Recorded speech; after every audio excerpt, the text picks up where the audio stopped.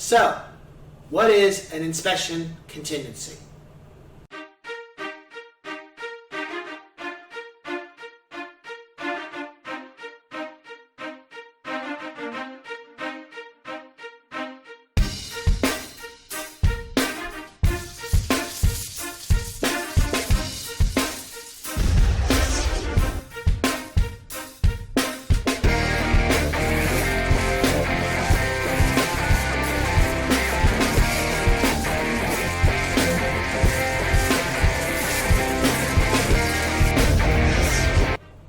What's going on, ladies and gents of Cyberland? So I'm coming back to you with another informative video, and today we're going to be talking about contingencies.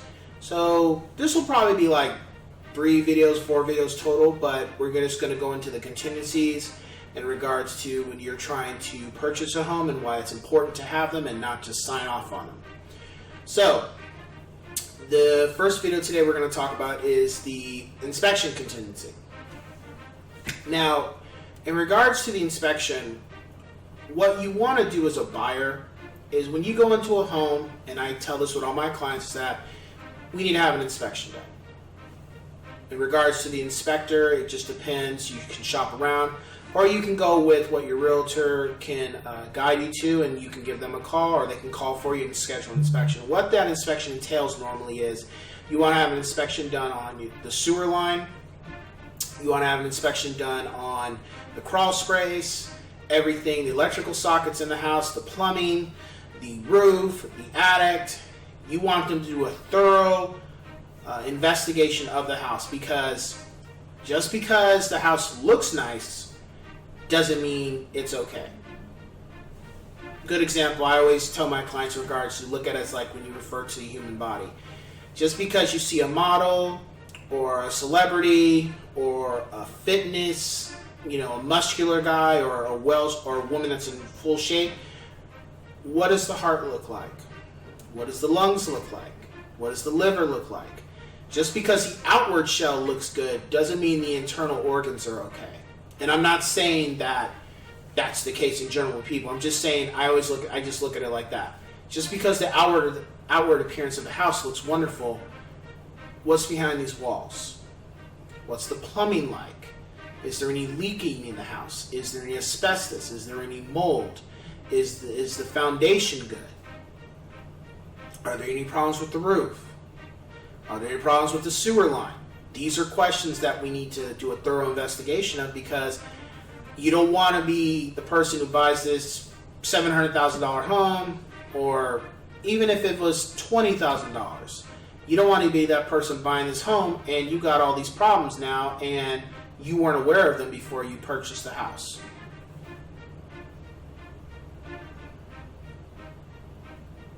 It's very important to have an inspection done on a house that you're going to live in or you're going to purchase. Even if it's not a house you're going to live in, you're going to rent. It's important that you do an inspection. I never advise any clients I've worked with to not do an inspection.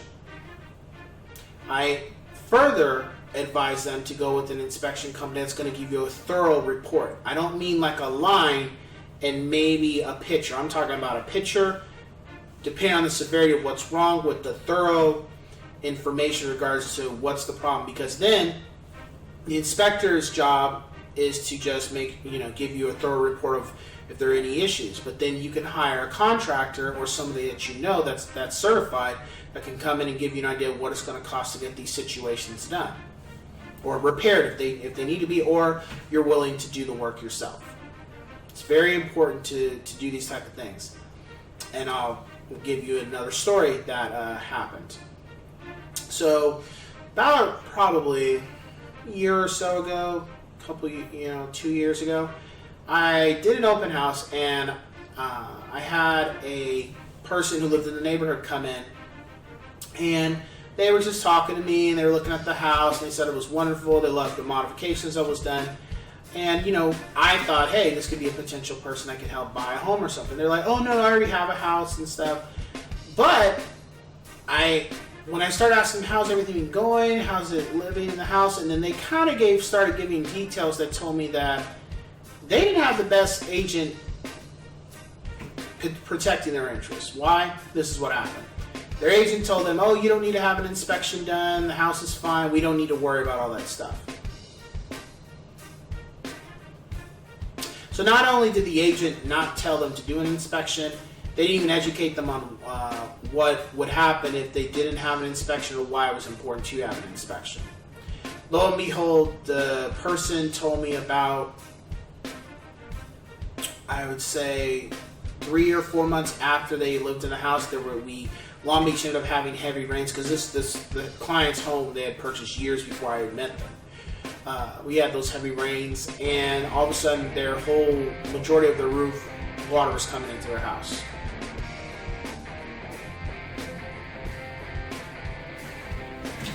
Because they didn't have an inspection.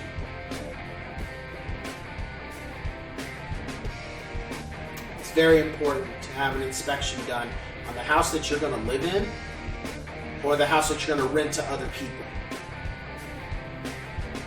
Especially when the money's coming out of your loan or your pocket, the fact that you're paying to have this property. Now, if you come across all these things in your inspection and, you don't even want to have a contractor come out, there's too many issues that you already can tell you don't like, that's fine. You don't have to purchase the home. See, that's the thing about inspection contingencies is that if you have any issues with your inspection, there's concerns, you don't feel that you should be purchasing this home, you don't have to buy the home. Period. As long as you don't sign off on removing the contingency in the contract for purchasing the home, you don't have to buy the home. And mind you still have 2 other contingencies, which we'll get into on the next videos. But at least for the inspection, you don't have to buy the home. And that deposit you put down to purchase the home in the contract, that money goes right back to you. You don't lose your deposit.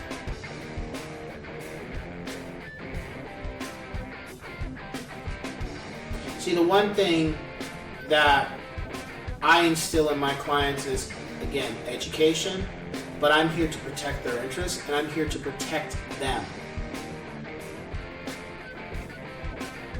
At the end of the day, though, it's their choice to purchase their home, or purchase the home we're in escrow with. But my job is to do my due diligence to make sure they know everything that's going on before the clients make their decision how they want to proceed forward. And that's the one thing you have to do as a realtor to make sure you're doing the right thing and ethically doing the right thing for your client, is that you give them all the information, you let them make the decision, and you do everything you can to provide them with the facts. And if you have contractors or if they have people, we get them into the house and they do a thorough inspection, look at the report, and make a determination what it's going to cost to do the modifications to replace. Now, mind you, after the contract comes in and they give a report what's going to cost to do these things, there's no guarantee that the seller will be willing to compensate or get these things replaced. And normally what we try to tell, or what I've tried to tell clients, is that it's better to ask for credits as opposed to asking for the seller to make the repairs. Reason being is because it just cuts the cord in regards to the seller and the buyer can hire who they want to have the repairs done, and the seller, and then it does end up being an issue if the seller hires somebody that may not be the best and the work's not properly done to the degree that the buyer felt it should have been. So we cut the cord, seller gives buyer credits in the contract, buyer then takes the credits, and then they will utilize that to do the repairs or hire the person they want to do the repairs themselves. That's the other thing that you would like to do.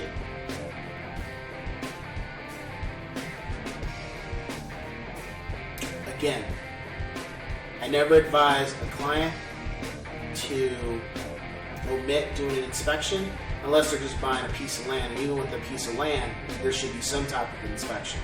But when it's a home, absolutely. Never just sign off on not doing an inspection, because I gotta tell you,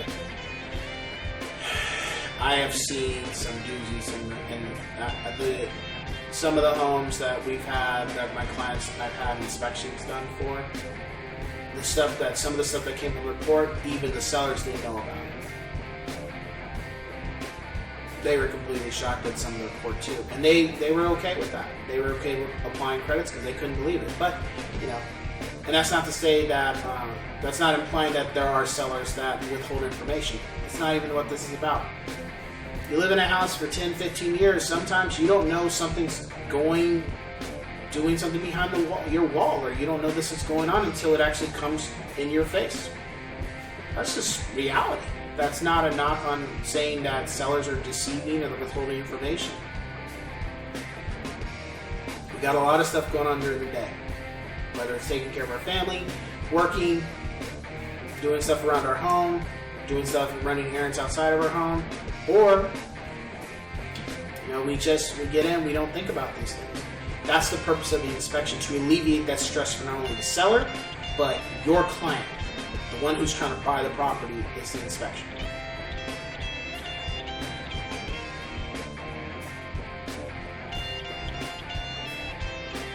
So I advise any of you, if you have questions, shoot me a text, give me a call.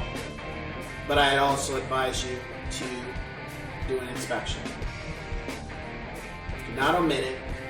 Do not try to cut corners and think about the cost, because in the long run, that $200, $300, $400, $500, maybe even $1,000 inspection is saving you in the long run if you come to find out that there's $40,000, $60,000, $70,000 of damage to the house. You spent that money for this inspection of the home you really desired, but you found $80,000 in repairs that need to be done.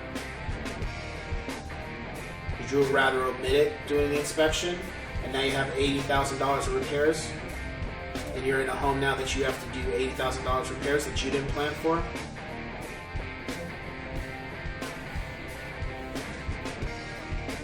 These are things to think about when you're purchasing a home. So with that being said, I will catch you guys on the next one. Take care.